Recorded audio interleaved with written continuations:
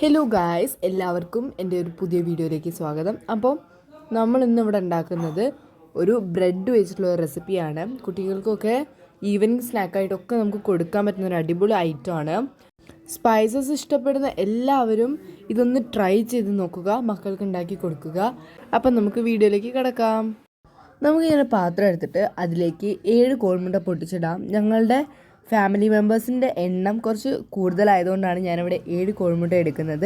നിങ്ങളുടെ മെമ്പേഴ്സിൻ്റെ അനുസരിച്ചിട്ട് നിങ്ങൾക്കിവിടെ കോഴിമുട്ട എടുക്കാവുന്നതാണ് കേട്ടോ. ഇനി നമുക്ക് ഈ കോഴിമുട്ടയിലേക്ക് ഒരു 3 ഉള്ളി നമുക്ക് ചോപ്പ് ചെയ്തിട്ടിടാം.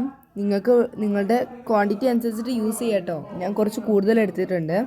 അപ്പോൾ നമുക്ക് ആ ഒണിയൻസ് ഒന്ന് മുട്ടയിലേക്ക് ചേർത്ത് കൊടുക്കാം.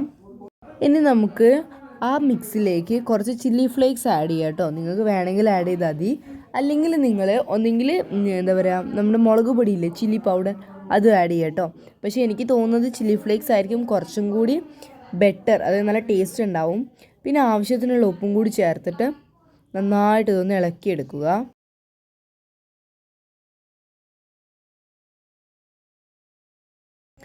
ഇനി നമുക്കൊരു പാന് ചൂടാക്കിയിട്ട് അതിലേക്ക് ബട്ടറോ അല്ലെങ്കിൽ ഗീയോ ആഡ് ചെയ്യാം. എന്നിട്ട് അതൊന്ന് ചൂടാക്കാനായിട്ട് വെക്കാം.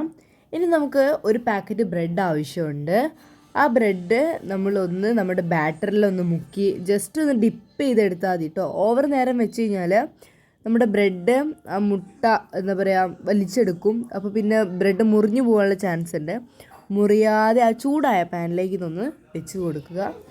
എന്നിട്ട് ഇതൊന്ന് എന്താ പറയുക, ഒരു നല്ലൊരു ഷെയ്ഡിൽ, ഒരു യെല്ലോ അല്ലെങ്കിൽ ബ്രൗൺ ഷെയ്ഡ് വരുമ്പോൾ നമുക്കിതൊന്ന് മറിച്ചിട്ട് കൊടുക്കാം. അങ്ങനെ 2 സൈഡും കുക്കായി കഴിഞ്ഞാൽ നമ്മുടെ ബ്രെഡ് നമുക്ക് എടുത്തിട്ടൊന്ന് പ്ലേറ്റിലേക്ക് മാറ്റി വയ്ക്കാം.